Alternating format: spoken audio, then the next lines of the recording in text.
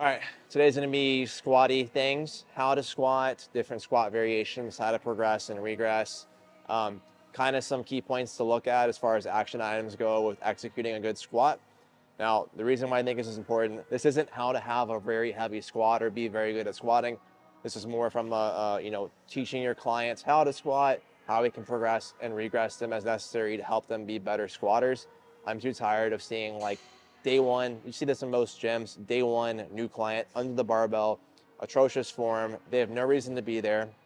They're not gonna get any better at squatting if we're just jamming a round peg in a square hole. So kind of cover how we can change that, still have them squatting, help them become better squatters, not just jamming a round peg in a square hole. The other thing too is kind of differentiating different kinds of squats, right? It's like a more squatty squat versus like a more hingy squat. What are we actually looking at in terms of teaching somebody to do a squat? So I'll get into all of those things. Too often I'll see people doing squats, like even with the trainer, they're cueing them, hey, you're like drive your knees out, hey, chest up, whatever. It's not fixing the squat. So there's a point where like cues are obviously kind of our first place to go in terms of correcting a movement. If the cue doesn't work, we probably need some constraints or probably need to regress the exercise. That's where we talk about doing like heel edges, changing center of mass via like anterior load, or just changing from a back squat to a front squat, or a front squat to a goblet squat, or a goblet squat to a counterbalance squat, right? We have these tools in our toolbox, so let's use them to teach a better squat. But just in general, let's say we do regress, right? There's still gonna be two different kinds of squat patterns most people will do. Most people wanna do like a more hingy squat, so we're thinking more horizontal movement of the pelvis. So squatting in general is on a spectrum, right?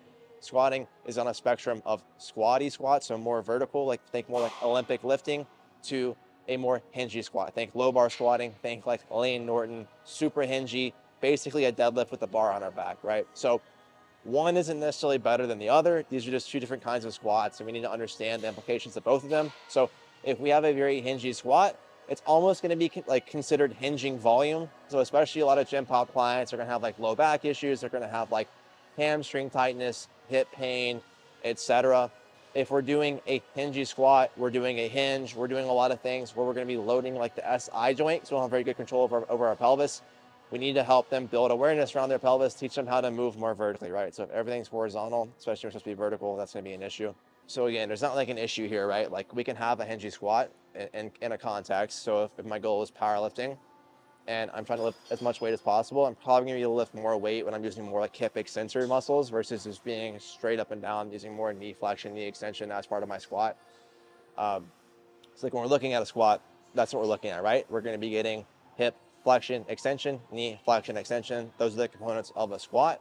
If we're more vertical, that's going to be more knee or quad dominant. If we're more hingy, that's going to be more glute, adductor, maybe even a little hamstring, depending on how hingy you're getting, dominant. So looking at that, how can we influence a squat to be more vertical if we're too hingy? So what we can do is we can, like I said earlier, move our center of mass forward. So if we're doing a low bar squat, it's easier to stay upright in a high bar squat or in a front squat or in a goblet squat. The more we start to move load from back to front out in front of us, our center of mass is forward. So it's easier to keep more of our center of mass back, right? It's balancing us out. It's easier to stay more vertical. So kind of action items for seeing where we're at with a squat. It's like, can we do a squatty squat? Can we move vertical? What are the components of that? Can we control our pelvis? A lot of people want to squat with anterior tilt. They can't get their hips underneath them, right? So can we get our hips underneath us? Can we control that through the movement? Can we move vertically? Can we distinguish between vertical and horizontal? The next big issue usually is going to be like ankle mobility. You hear a lot of people say like, oh, I have bad ankle mobility. Usually it's not an ankle mobility. If you can elevate somebody's heels and they can do a ass to grass squat, it's not an ankle mobility, it's a center of mass issue. So they don't have very good control of their center of mass.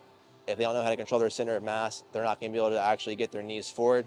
Another thing is, if we look at ankle mobility, it's really less of the ankle and it's more of our tibia, right? So if we can't get internal rotation of our tibia, if we can't pronate our foot, we're going to have a hard time getting our knee to go forward over our toes. That's a topic probably for a different video, but understand there's nothing wrong with a heel elevation. So we want to do whatever we can if we're looking for a squatty squat. Stay vertical, tuck our pelvis, right? And then keep full foot pressure. So elevate the heels if you need to. Great tool, full foot pressure. So a lot of people want to get into their toes. They have a hard time keeping some weight in their heels. As far as cueing goes, there's nothing wrong with this cueing. Like, hey, push through your heels. Like a lot of times cues will get bastardized. All that cues are a way of getting someone to execute an exercise that we want. So if I cue push through the heels and it gets them to get full foot pressure, they're not actually getting weight into their heels, right? Then it's still a good cue. So I don't care what the actual cue is, as long as it gets the intended result that we want. Again, just to recap that, with the squat, can we move vertical? Can we control our pelvis, get to a neutral pelvic position? Can we get adequate knees over toes, so like ankle mobility? And then if we're still limited, let's look at hip rotation. So can we get internal rotation, external rotation, right? Neither one of those have a huge end range demand in the squat, but we still need to be able to express that rotation to get to a full depth. Another limitation or issue that we'll see commonly in a squat is knee valgus. So think knock knees or knees going in. This can be an issue and it can't be an issue. It depends on the person. But generally, a good rule of thumb is we don't want to go inside of whatever our neutral position is. So a little bit of knee valgus is more than fine. All it is it's expressive of internal rotation of the hip. It's expressive of pronation at the foot. All that is our way of exerting force and hip extension. Nothing wrong with that. Now, if our knees are caving inside of neutral, that's probably a sign of lateral hip instability. So we lack the adequate stability to resist that force that's going medial, right? So if your client's knees are coming in a little bit, more than fine as long as it's neutral, they're just expressing force. If they're going like knock knees, then we probably want to go into some unilateral work, work on lateral hip stability. Now, another thing, usually people will say like knees out to bad cue. Knees out is not necessarily a bad cue, right? It's all about the task we're trying to perform. If I'm getting a little bit too knock-kneed, I cue knees out and it fixes it, then holy shit, the cue worked. It actually probably wasn't a stability issue, it was more of an awareness issue. Now, if they're going knock-knee, I cue knees out and they can't fix it, then it's like, okay, let's regress the exercise, let's work on some lateral hip stability stuff. In terms of creating a squatting index, when I say index, I mean like almost like a phone book, right? So we're gonna be going from like A to Z, A being easiest, most regress, Z being the hardest, most difficult, most technically proficient, most loadable. Most people will lie kind of somewhere in the middle. If I'm starting with a gen pop elderly client, doesn't have very good range of motion, doesn't have very good strength, I'm probably going to start with limiting range of motion. So if they can't squat body weight, ass to grass, I'm going to meet them where they're at. They can squat halfway, cool. Let's find a box that's that height. Start with a box squat. Let's get our center of mass forward. So generally the first category I'm going to look at is a counterbalance squat. A regression of a counterbalance squat would be a counterbalance box squat, right? So let's go counterbalance box squat to goblet box squat, right? Bringing center of mass closer, keeping range of motion the same. Once we can progress to a goblet squat or a counterbalance squat with no box, that means we have adequate range of motion, right? So what we can first do, lower the box until we can do a full squat. That's most regress. Looking at like the index I use the most, I would say counterbalance, heels elevated. I would say goblet, heels elevated, right? So counterbalance will be the least loadable, but we'll get our center of mass forward. We can kind of teach a vertical squat. Once we've established that, let's start loading it, right? So let's do a goblet squat, a little bit more loadable. We can still get that nice vertical movement. Progressing from a heels elevated goblet squat, now we can probably get into some other squat variations if we want to. So difference between a goblet squat and a front squat, it's gonna be mainly loadability, right? We can load a front squat a lot more than a goblet squat. From a center of mass standpoint, they're kind of in similar positions. So we can look at like a front squat or a safety squat as a way of teaching still a more upright squat that's more loadable. If we want to then progress into a back squat, if that's in our client's goals, once we can adequately do front squats, we can start to teach a back squat. And moving the center of mass back, it's probably going to change our mechanics to be a little bit less vertical. That's fine. Here's where we start to integrate more of that hinging in our squat pattern, right? So up until that point, most of our movements are going to be a more vertical pelvis. Now we're going to be getting into a more vertical plus horizontal pelvis, right? We're moving back a little bit more, using a little bit more of our hip extensor muscles to help contribute into the movement.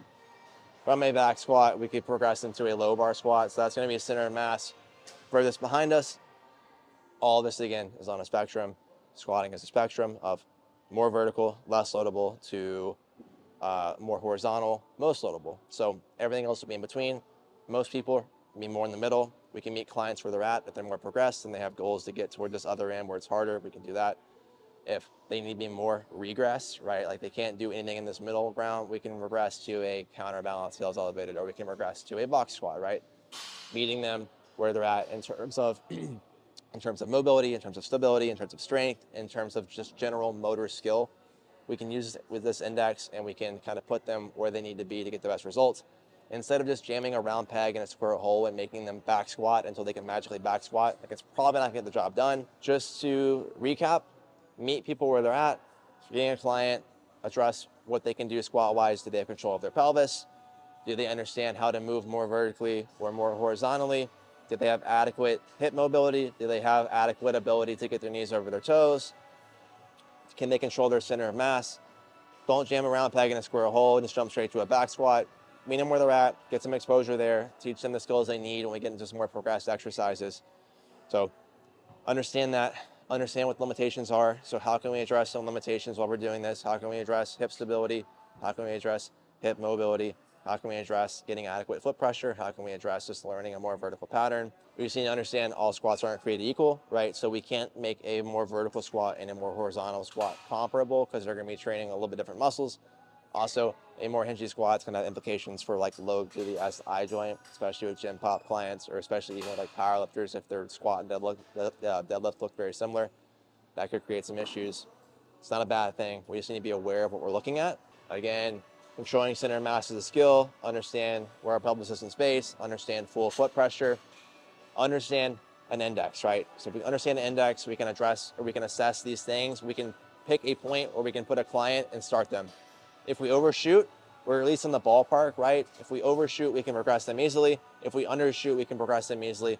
But we're going to be a lot more expedient in terms of building their skill, in terms of building their overall strength, in terms of building their overall just progress in the gym.